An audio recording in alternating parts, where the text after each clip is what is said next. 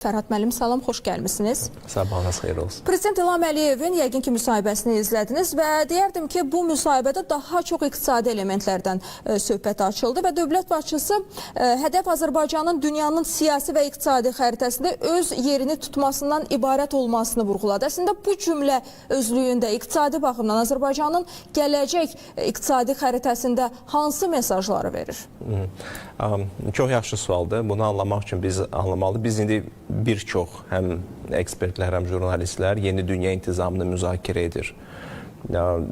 Bir balaca bir şərh verin buna. İkinci Dünya Müharibəsindən sonra dünya bir qütblü oldu. Yalnız bir dənə ABŞ vardı, onun hökmranlığı vardı və hamı dünya onun qurduğu qaydalarını oynamalıydı. Bunun səbəbi aydındır. Dünya müharibəsi, İkinci Dünya müharibəsi baş vermişdi. Avropa çox zəifləmişdi. Asiya ilə ki güclənməmişdi. Afrika təəssüflər olsun ki, indi nə qədər iqtisadi baxımdan zəif bir ölkə olaraq qalır və bütün bu 20-ci əsrdə ən böyük qüvvə ABŞ olaraq bərqərar olmuşdu. ABŞ-nin bir vizyonu var idi ki, öz maliyyə imkanları ilə öz mədəniyyətini bütün dünyaya yaysın. Hardasa bununla onun fəlsəfəsi ondan ibarətdir ki, əgər hamı Amerikalı kimi düşünsə, Amerikalı kimi geyinsə, Amerikalı kimi yemək yesə, prinsip ki, Amerikalılara təhlükə olmayacaq. Çünki hamı eyni mədəniyyətə sahibdir və bu Amerikanları qoruyur. Onların narahatlığını anlamaq olar. İki dənə dünya müharibəsi olub. İkisi də Avropada olubdu və ABŞ necəsə buna çəkilibdir və xərc və zərər çəkibdir. Pearl Harboru götürə bilərik, bir xeyli itki veribdir ABŞ-nin özü. Onları da anlamaq olar bu perspektivdən. Və onlar sistemi belə qurmuşdular ki, hər bir şey onların razılığı ilə baş verə bilərdi. Bu istəyir siyasi dəyişikliklər olsun, istəyir ehtiyatlar, neft-qaz ehtiyatların paylaşılması olsun, istərsə də ticarət olsun. Bu çox vacibdir bizim Azərbaycanın rolunu anlamaq üçün. Çin daha varlı olmaq üçün əlbəttə eksport yönümlü iqtisadiyyat, hal-hazırda dünyanın ikinci iqtisadiyyatıdır. Lakin eksport, ixrac yönümlü iqtisadiyyat olduğuna görə mallarını daha bahalı, daha varlı ölkələrə satmalıdır. Avropaya satmalıdır, ABŞ-yə satmalıdır. Avropaya satmaq üçün onun imkanları ya dəniz üzərindən getməkdir, Hindistanın aşağıdan keçərək, Somaliyadan keçərək Avropa portlarına gəlib çatmaqdır. ABŞ ilə ticarət etmək istəyirdisə, mütləq gələk okeanlardan istifadə edirdi, ya Sakit ya da Atlantik okeandan istifadə edirdi. Dənizdə hal-hazırda bütün nəzarət ABŞ-nin altındadır. Çünki onların hərbi donanması dünyanın ən güclüsüdür və onlar yeganə ölkədirlər ki, hal-hazırda dünyada bütün okeanlara nəzarət edə bilirlər. Heç bir ölkə ABŞ-nin icazəsi olmadan havalarda, sudan istifadə edə bilməz. Onlar bu hegemonluğu qoruyub saxlayırlar. İndi son 30 ildə Çin möhtəşəm göstəricilər göstərdi. Stabil olaraq 10% üzərindən qalxdı və dünyanın ikinci iqtisadiyyatı oldu. Sırf olaraq ÜDM perspektivdən. Adam başına düşən ÜDM perspektivinin hələ ki çox aşağıdır Avropa, Amerikaya baxanda, amma iqtisadiyyat böyüklüyü üzərindən böyük bir nailiyyət əldə ediblər. İndənə kimi misli görünməyən bir stabil, uzun müddətli iqtisadi artıma nail olublar. Və Çin hal-hazırda Amerikanı bu narahat etməyə başladı. Gördük ki, Çin qabağa gedirəm texnologiyalardan, Çinin bütün texnologiyalarda Avropanı bürüyüb, telekommunikasiya sahəsini artıq ələ almışdı. Bütün Avrasiyada üçün. Amerikalılar narahat olmağa başladılar və Trump'ın birinci gəlişindən sonra onlar tariflər, ticarət müharibələri, sanksiyalar qoymağa başladılar ki, Çini zəiflətsinlər. Çünki ABŞ-nin əvvəlki son 20 ildəki bu solçu demokratların hakimiyyəti əksərən destabillik yaratmaqda Avrasiya regionunda ki, heç bir böyük gücün formalaşmasına imkan verməmək idi. Ona görə də daim olaraq onlar çox irəli gedən ölkələri zəiflətməyə çalışıblar ki, yavaşlatsınlar onları. Və Çin bütün bu perspektivdə Amerika bazarının deyək ki, ticarət müharibələri başladı. Deyək ki, okeanlara nəzarət var, amma Avropa böyük bazardır, Avropada varlıdır və Çinlə Avropa arasında ticarət münasibətlərini möhkəmləndirmək lazımdır. Onlar 3 marşrutdan istifadə edirlər. Şimal, Rusiya üzərindən, Cənub, İran üzərindən və orta dediyimiz koridor hal-hazırda Turan ölkələri, Türk dilli ölkələr üzərindən keçən koridordur. Bu koridorun indənə qədər əhəmiyyəti çox da böyük deyildi. Onun 2 dənə fundamental səbəbi vardı. Birincisi, bir çox ölkələrin ərazisindən keçir və bu ölkələr təəssüf olsun bir xeyli bürokratik idi. Onların gömrük orqanları bir-birinə fəaliyyətdə deyildi.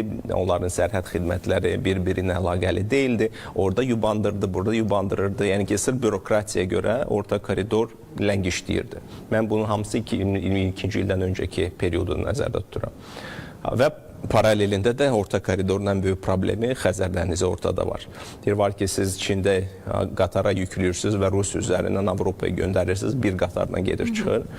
Orta koridor üzrə bunu etmək mümkün deyil. Çünki qatarla gələcəkdir Qazaxstanın portuna, orada gəmilərə daşınmalıdır. Gəmilərdən gələcəkdir Bakı-Nələt portuna, yenə də dəmir yoluna qoyulacaqdır və gedəcəkdir.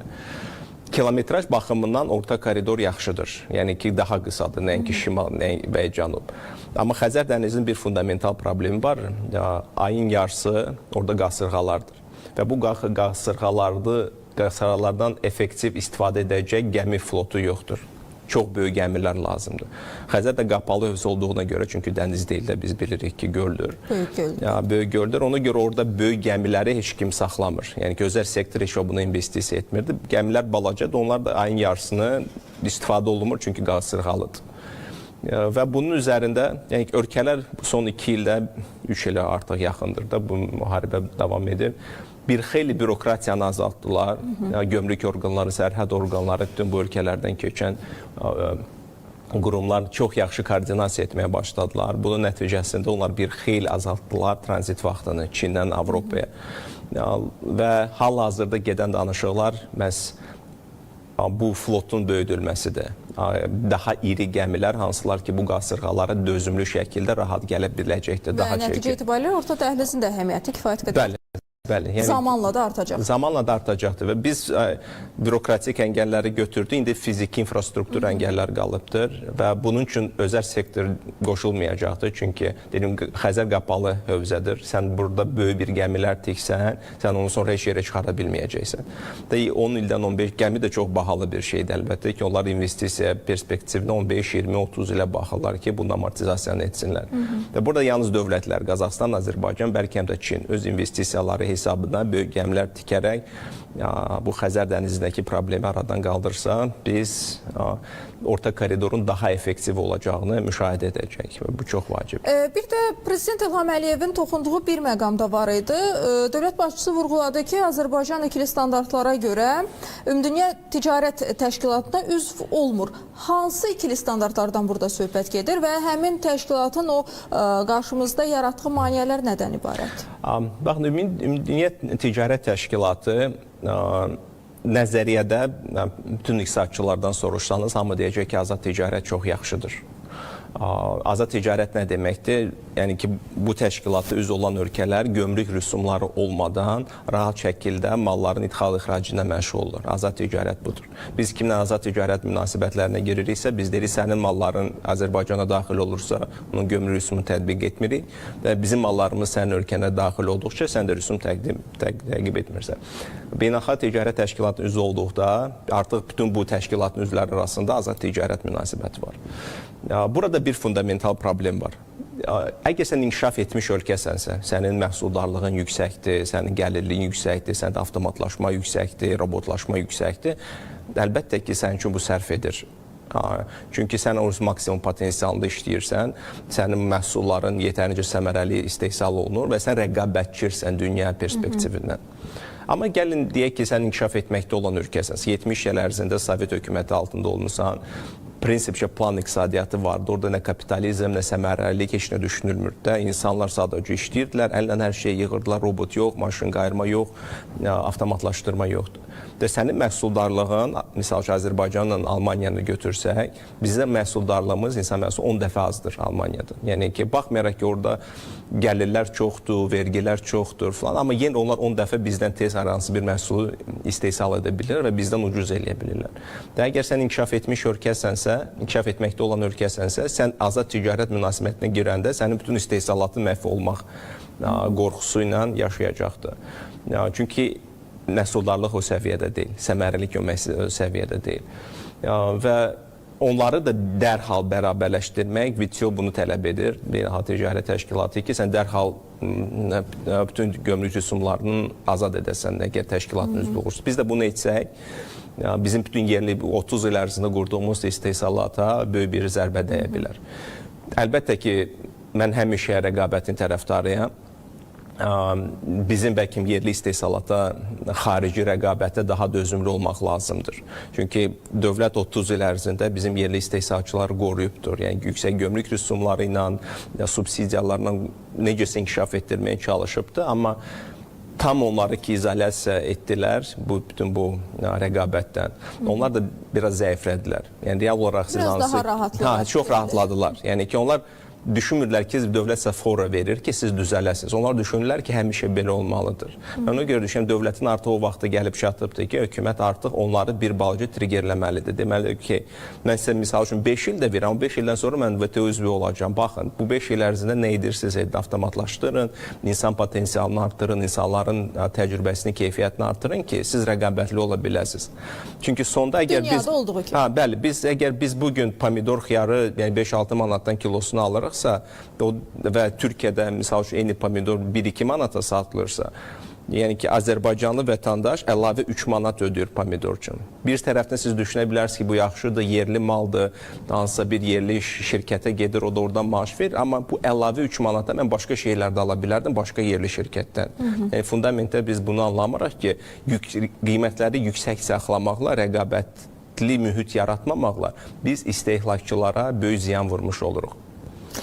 Baxın, biz əslində iqtisadiyyatdan danışırıq, amma iqtisadiyyat demək olar ki, dövlətin təməl nöqtəsidir və iqtisadi güc eyni zamanda həm hərbi gücdür, həm siyasi gücdür, həm ümumiyyətlə liderlik keyfiyyətlərin dünyaya təqdim olunmasıdır və s. və bu istiqamətdə yəqin ki, biz külək və enerji stansiyalarından, günəş elektrik stansiyalarından danışsaq yerindən düşər. 2030-cu ilə qədər 6 gigavat həcmində günəş və külək elektrik stansiyası hasil etməsi inqilab olacaq, dedi Prezident İlham Əliyev və nəzərə alsaq ki, Azərbaycanda COP29 tədbiri keçildi. Bu nüfuzlu tədbirdə 197 ölkənin rəsmiləri iştirak etdi və xeyli sayda da biznesmenlər, biznes subyektləri gəldi. Bu kifayət qədər Azərbaycanın iqtisadi baxımından da nüfuzunu artırdı. İstərdim bu məsələyə də toxunasınız. Bu çox vacib məqamdır. Mən iqtisadçı olaraq həmişə ön yarğım var. Həmişə deyirəm, iqtisadiyyat birincidir, siyasət ikincidir. Amma bu ilə razılaşmamaq da olar. Niyə görə mən bunu deyirəm? Baxın, bizə nə fundamentdə vacibdir? Uşaqlarımızın çox yaxşı təhsili lazımdır. Təhsil pulla həll olunan problemdir. Bizim yaşlılara da, uşaqlara da, normal insanlara da yaxşı tibb lazımdır. Tibb pulla həll olunan bir problemdir. Bizə yaxşı yollar lazımdır, təmiz hava lazımdır, gəzməli yerlər lazımdır, keyfiyyətli asudə vaxtı lazımdır. Bu da pulla həll olunandır. Ona görə biz iqtisadiyyatı böyüdükcə, pulumuz artdıqca bir çox problemlərimizi həll edə bilərik. Və bu perspektivdə mən onu görürəm, əgər biz geosiyasi məsələləri ikinci plana qoyub iqtisadi artım üzərində fokuslaşsaq, bəlkə də dünya daha yaxşı olardı, daha çox ticarət olardı, daha az müharibə olardı. Amma iqtisadiyyatın mühərriki var və bu mühərrikin işləməsi üçün enerji lazımdır. Neft və qaz lazımdır və ucuz neft və qaz lazımdır. Və ona görə son 2 əsrdə bütün müharibələr məhz enerji mənbələri üçün olubdur. Sənin istehsal etmək üçün enerji lazımdır, ya sən bunu qazla edəcəksən, ya kömürlə edəcəksən, ya da ki, əgər su elektrik stansiyaların varsa, çaylara çıxışın varsa, onların üzərinə eləyə bilərsən. Fundament odur. Və ona görə inkişaf etmiş ölkələr bizim son 200 ildə və necəsə belə gətirib ki, neft isə inkişaf etməmiş ölkələrdə olubdur. İnkişaf etmiş ölkələr daim olaraq maraqlarını qoruyubdur burada. Amma texnologiya son 30 ildə belə irəli gedibdir ki, biz artıq, əgər bizə enerji lazımdırsa, biz artıq gedib başqa ölkəni zəbt etməməliyik, orada siyasi strukturu dəyişməməliyik, öz prezidentimizi orada təyin etməməliyik də, necə ki, inkişaf etmiş ölkələr son əsrdə bu cür yanaşırdılar. Niyə görə? Siz sadəcə təsəvvür edin, yer kürəsi 2 dəqiqə ərzində günəşdən o qədər enerji alır ki, bu bizim bir illik enerji ehtiyatımıza bərabərdir. Yəni ki, bizim pulsuz demək olar, böyük bir enerji mənbəyimiz var. 2 dəqiqə ərzində günəşdən yerə inən enerji bizim bir illik istehlakımıza bərabərdir. Yəni ki, biz onun çox cüzi hissəsini yığıb öz distribusiyamıza verə bilsək, paylaşım şəbəkəmizə verə bilsək, artıq nə neftə ehtiyac olacaqdır, nə qaza ehtiyac olacaqdır. Və texnologiyalar var idi, lakin indi biz onu müşahidə edirik ki, Günəş texnologiyaları çox ucuzlaşıbdır. Kilovatı səhv etmirəmsə Mazdar Azərbaycana 2,6-2,7 dollar civarında satır da 5 qəpik. Amma Azəriş 11 qəpiyə, sonra distribusiya xərclərini əlavə edir, 11 qəpiyə bizə satır. Çox ucuzlaşıbdır. Günəş enerjisi, külək enerjisi biraz daha bahadır. Xüsusən də əgər biz bunu dənizdə edəcəksə, Xəzərin də potensialı böyükdür Azərbaycan bölgəsində. Amma bunu biz yerli istehlakıya yönəldə bilməyəcək, çünki çox bahadır. Onu biz Avropaya sata bilərik və bunun üzərində tranzit xətlərin layihəsi düşünülür. Və bu perspektivi tamamilə dəyişir. Çin də misal üçün anlayırdı ki, onun inkişaf etməsi üçün biz dedik ki, Çin ikinci dünya iqtisadiyyatıdır. Amma adam başına düşən gəlirlə ÜDM-lə Prinsip Azərbaycana bərabərdir. 8.000 dollar civarında. Çünki 2 milyard dollar da, yəni ki, çoxdurlar. Amerika birinci iqtisadiyyat, amma cəmi 350 milyon insandır. Və Çinin Amerika boyda olması üçün dünyanın heç bir nefti qazı çatmaz ki, onlara o qədər enerji versin ki, onlar bu qədər qalxa bilsinlər. Ona görə Çin üçün bir nömrəli prioritet olub ki, alternativ enerjinin inkişafına töhfə verməkdir. Və dövlət, yəni ki, mən nə qədər azad iqtisadçısı olsam da, Çinin bu qurduğu iyerarxik yarı kommunist, yarı kapitalist yanaşması çox yaxşı nəticələr göstərdi məhz bu enerji sektorunda. Və sizcə, son sualım, vaxtımız çox az qalıb, Trumpın son mesajlarından sonra ki, bu alternativ enerji və neft hasilatı ilə bağlı, bu nə dərəcədə mümkün olacaq yaxın gələcəkdə? Düşünürəm, mümkün olacaqdır. Trump Amerikanı yenidən sənayeləşmək istəyir. Yəni ki, uzun müddət Amerika sənayesini köçürmüşdü digər ölkələrə və onlara prinsipcə ucuz enerji lazım deyildi. İndi Amerika ucuz enerji lazımdır. Əgər o yenidən yüksək enerji təchizatlı müəssisələr açmaq istəyirsən, onun üçün ucuz enerji lazımdır. Bunun üçün o nə edəcəkdir? İki dənə şey etmək lazımdır. Birincisi, siyasi stabillik gətirmək lazımdır regiona, haradakı neft qaz çıxarılır, yaxın şərq və bütün ona görə o qaz məsələsi falan oradan irəli gəlir. Və ikincisi, o istehsalatı artırmalıdır. O həm ABŞ daxilində yaşıl işıq veribdir istehsalatın artırılmasına, həm də ki biz görürük, onu bir dənə postu ilə Kanadanın solçuları getdilər, sağçılar çox güc alır və sağçı gələcəkdə o da mütləq neft-qaz istehsalatına başlayacaq. Kanada ümumiyyətlə ABŞ-yə qoşulsa belə bunu ona etmək daha rahat olacaqdır. Amerikaya indi ucuz enerji lazımdır və texnologiyalar da yaxşıdır bunun üçün. Fərhad bəy, çox sağ olun, təşəkkür edirəm. Çox sağ olun ki, efrimizə gəldi, suallarımızı cavablandırdınız. Qeyd edim ki, studiyamızda qonağımız iqtisadi ekspert Fərhad Pərviz idi və biz onunla birlikdə Prezident İlham Əliyevin Çinin CGTN televiziyasına verdiyi müsahibədə və Azərbaycanın iqtisadi stabiliyindən, nəticə etibarilə Azərbaycan-Çin münasibətlərindən, orta dəhlizdən, bir kəmər, bir yoldan, Xəzər dənizindən və ümumiyyətlə alternativ enerji mənbələrindən Azərbaycanın yaşıl enerji siyasətində bir brendə çevrilməsindən danışdıq.